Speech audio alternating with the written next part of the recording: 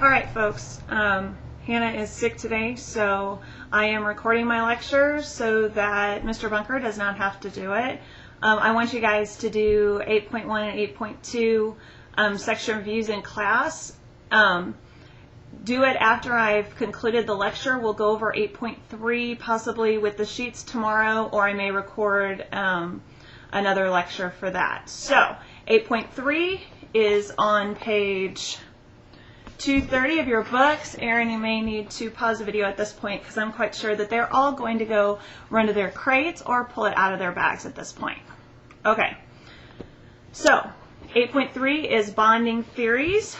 We talked a lot about molecular orbitals when we did the off-bond diagrams. If you'll remember, the first level was S, the second level was P, the third level was D, and the fourth level was F. What we didn't cover was that they aren't always exactly that way, that there really are a combination of orbitals when you bond molecularly. So when you add H2O, for instance, when you're doing water, those orbitals are not going to look the same as they did just for the atom.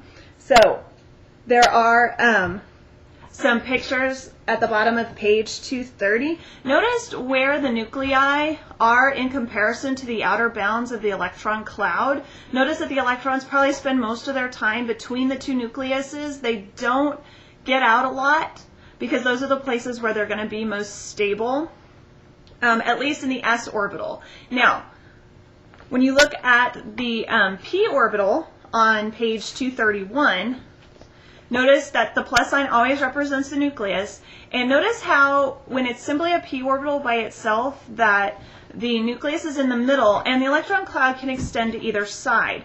Now, when a p orbital bonds with a p orbital, notice how the electron shell shifts its probability. The probability now increases between the two nuclei as opposed to being outside. Notice there's a smaller probability of it being outside the nucleus. I will let you look. Notice all these bonds have a name. I'm not going to require these names. I want you to be aware that all of these bonds have a name. Then if you turn the page, on page 232, it covers the Vesper theory. This is just a very fancy way of saying that atoms, when they bond with others in molecules, are going to have a specific structure that allows the electrons to be to let these bonded atoms be as far away from each other as possible, yet still be part of the same molecule. And when that happens, you end up setting up geometric shapes. Notice in methane on the bottom of page 232 that it forms this tetrahedral shape where it's almost like a pyramid, where the hydrogen atoms are the three corners of the bottom of the pyramid structure and also the top point, whereas the hydrogen is in the middle. And so notice that the hydrogen is what sets the distances between, because it is that bonding, it is the carbon that sets the orbital distances between the two, because remember, the carbon can bond 4 times, and so it is setting the angle to which the hydrogens want to be together, because the hydrogens naturally in this case are going to repel each other because their positive nucleuses are not going to want to be together. Remember, opposites attract, likes repel. And so these hydrogens are going to try to get as far away from each other as possible. Well, there's 4 of them. And so you're going to set up an optimum angle to where they can be as far away from each other as possible, yet still be part of methane. The same is true of ammonia.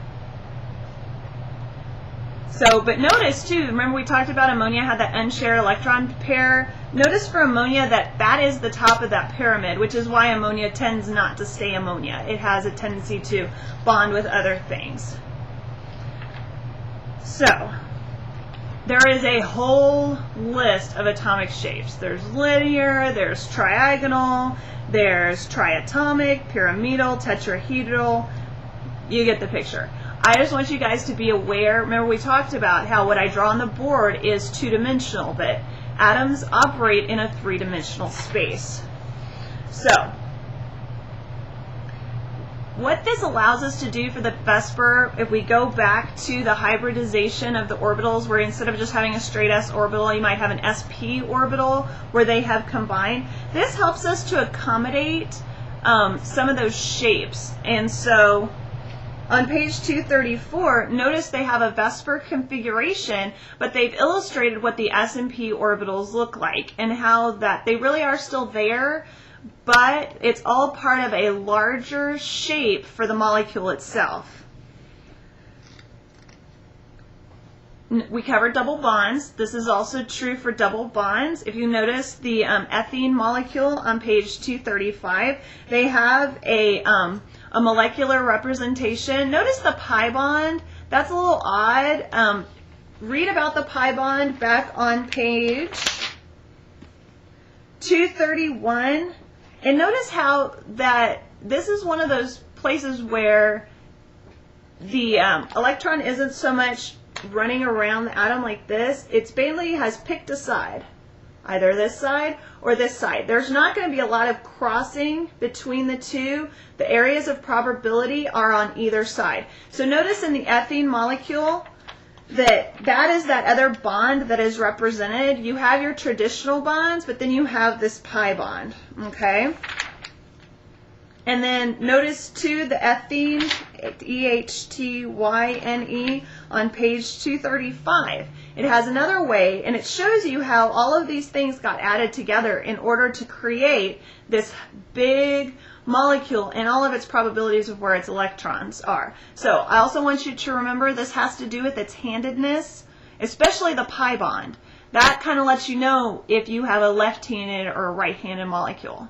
So that's all I had for 8.3 for now. I just wanted to introduce the concept. I want you guys to do the 8.1, 8.2 section reviews for Mr. Bunker, and then we will go over 8.3 in more detail and work through some problems maybe tomorrow. So thank you very much. We will talk to you later.